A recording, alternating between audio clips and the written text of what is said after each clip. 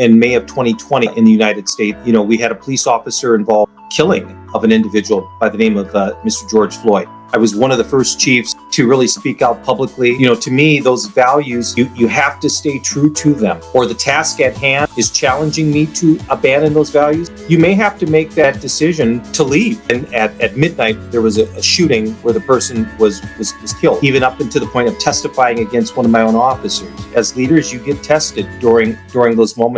Welcome back to another episode of Limitless. Today I'm very excited because we have a guest with us all the way from Minneapolis. We have Rondo. He's the CEO of Crisis Leadership Solutions. Before this role, he was the chief of police at Minneapolis. And we're going to talk today about leading with values when the world is watching. And I think this is a very timely episode, as we discussed before we were hitting recording here.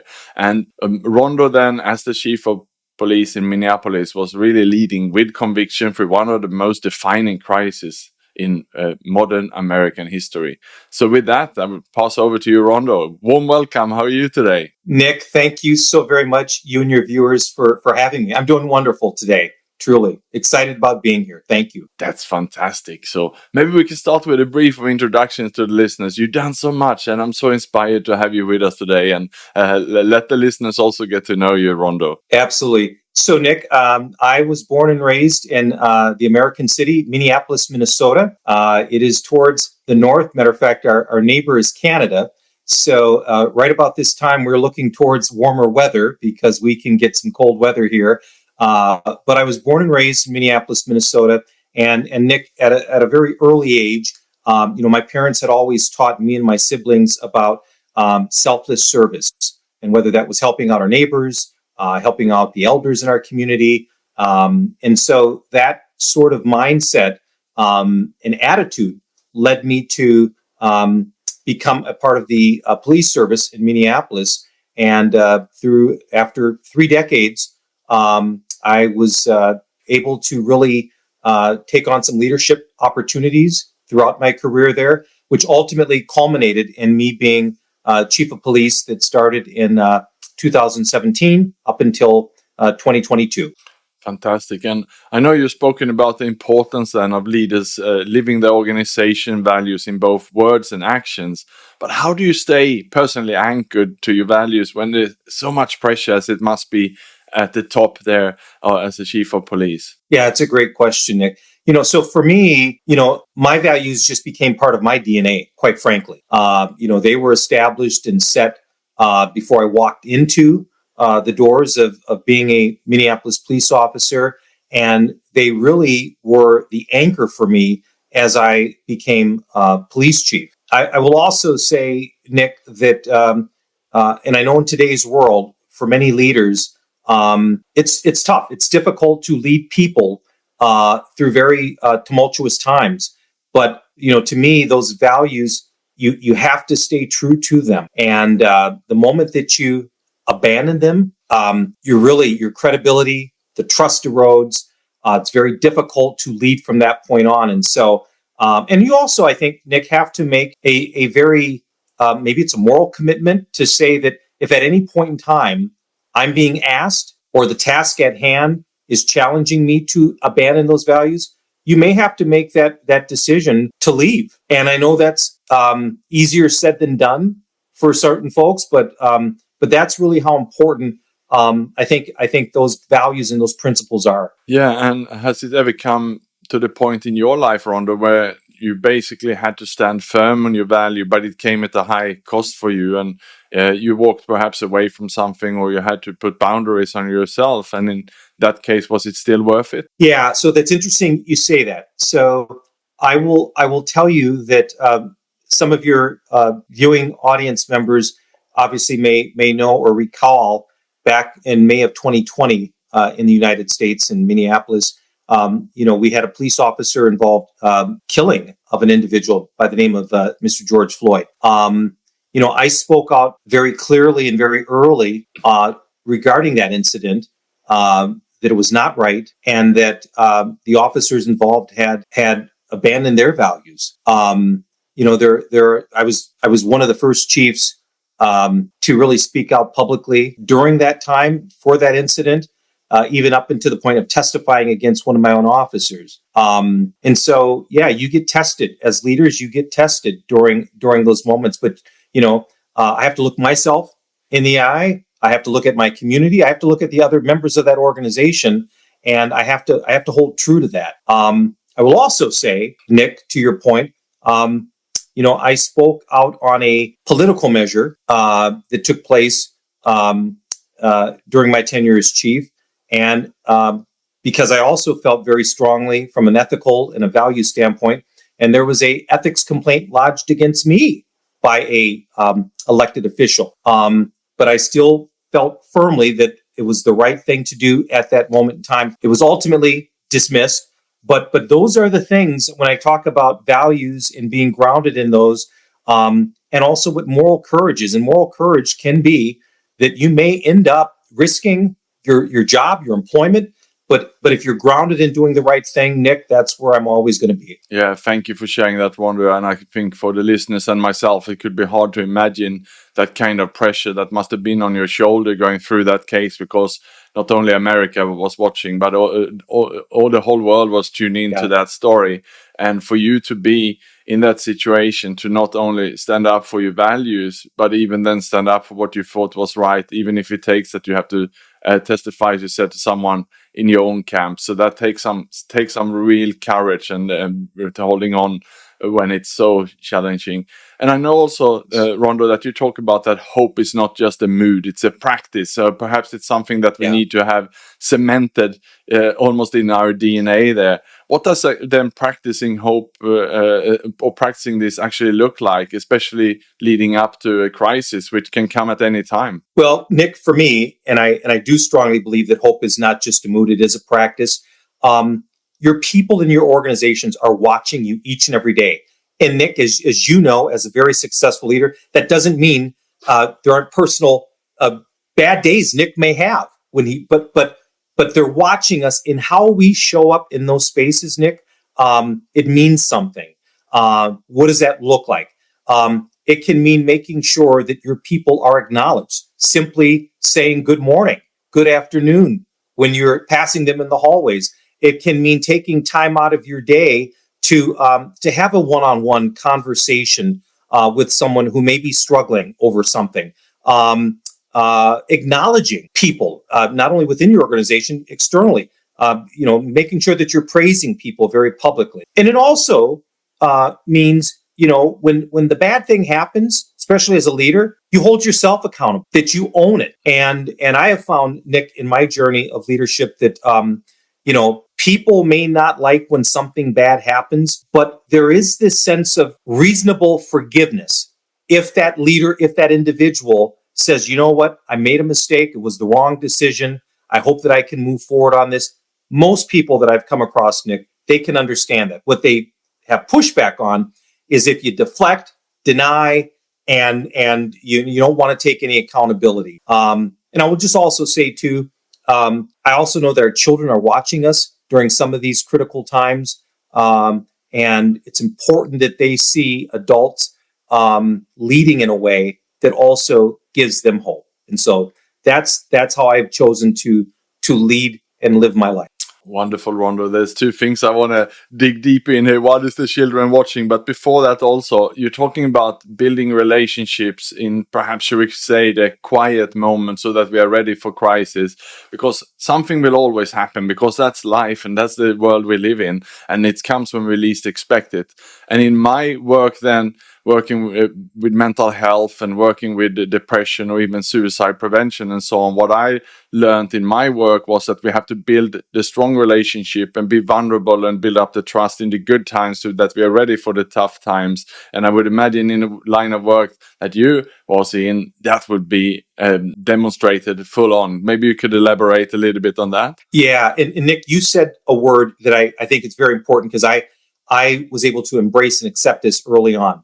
You said the word relationship, and people need to know that relationship is not the same as friendship. And just because you have a relationship with someone doesn't mean I'm going to always agree with Nick, that we may not have our differences related to policy, how you run your organization, but we are still keeping a relationship because I still see value in Nick, and Nick sees value in me. And so I've always made it a point to work on those relationships. And by the way, that does mean an investment of your time.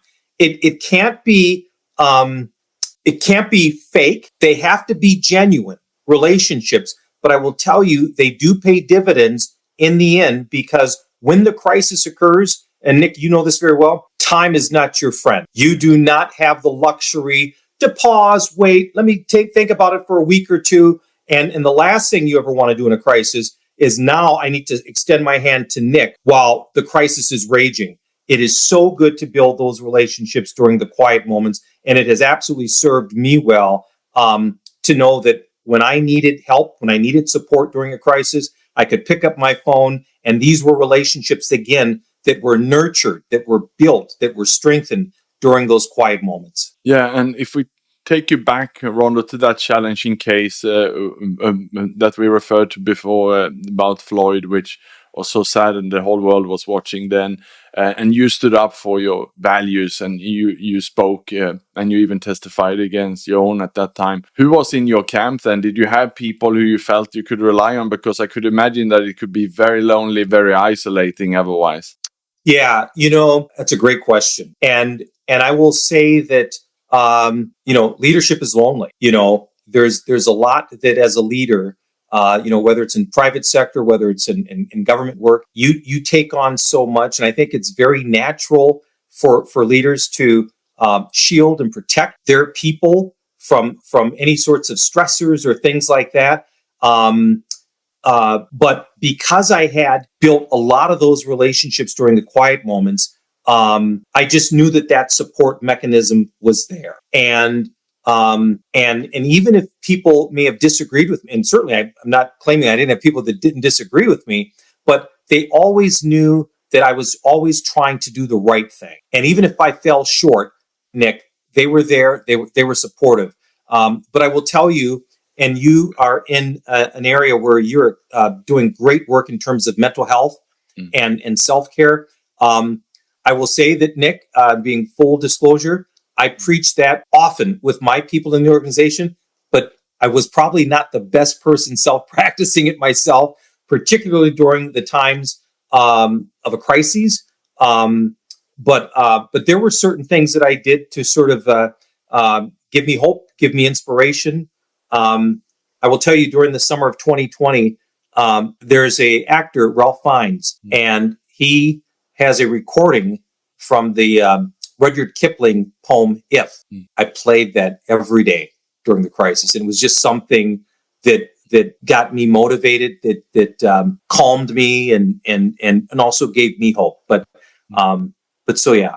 That's wonderful. We need our own ways to cope, and even as in my work as a therapist and a counselor, especially if it's a child or someone who's really going through a tough time, we might ask them to even bring an object into the meeting. It's something just even to hold on to something. And I have something here on my desk, like a coin that belongs something to me. If I feel it's too much, that's something that I can put in my pocket and have it with me when I'm going through a tough time. That's so important. That's truly so important. So yeah, I didn't have the coin, but I had this poem that I leaned on quite often. Fantastic. And which are the safe spaces that really matters the most to you during that time, Rondo? If you think about, your circle of people at work, and you don't have to point them out by people, but in principle and family and so on, because I'm constantly talking about that we need to build our safe spaces in our workplace, outside our workplaces, and in our community. So we are fully surrounded with people we naturally feel safe to be a bit vulnerable with. So we don't bottle up when things are tough. Yeah, that's very important. And I was able to have some of those safe spaces with certain individuals. There's a key individual who's on my leadership team, and I always Nick, had the relationship that I did not want to surround myself with just yes people. I wanted to have those genuine relationships. If I'm not doing right, if I'm sort of falling below the line of performance, or I need people to be honest and say, hey, Rondo, you're not hitting on all cylinders. I had a key individual within my leadership team that I could go to, could listen to me, could give me honest feedback. Family's always been very, very near and dear and important to me. These are the individuals that knew me long before I put on that badge and that uniform, and saw my development and growth, and always there for my dear mom and dad, and but also there were key people within the community themselves that I had a safe space with them as well. So, but to your point, very, very important to have those places to go, particularly when you're under a crisis. Yeah, and we are perhaps a generation or generations who have grown up trying to be tough, grinding through, pushing through.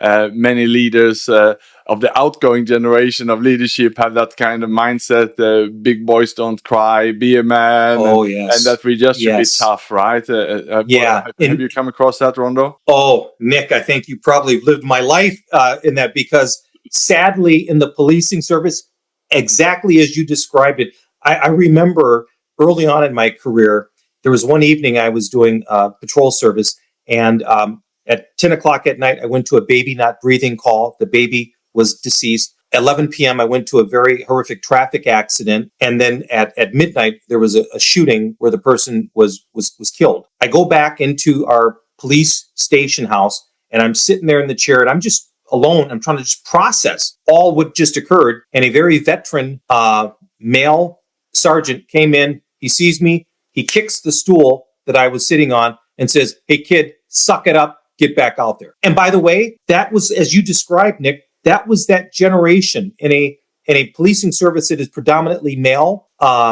occupied, and just that. Those were the things: suck it up, keep it in, put on this mask, and just head back out there.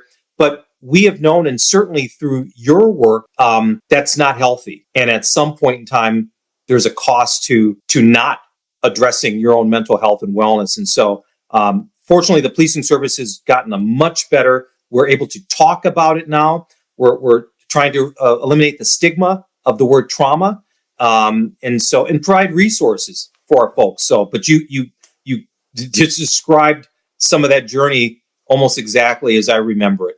Yeah, and I'm so glad that we are moving past this gradually, step by step. The new generations are not ready to take that, and as we also shared before, right, the children are watching, so we need to lead by example during crisis as well. They're watching us, and then they're thinking, will I even want to work with those? And in this generational shift now, we need to be those role models and really to make it work together with us, both in the workplace but also at home. Maybe you can elaborate a little bit also on what you see for the younger generation.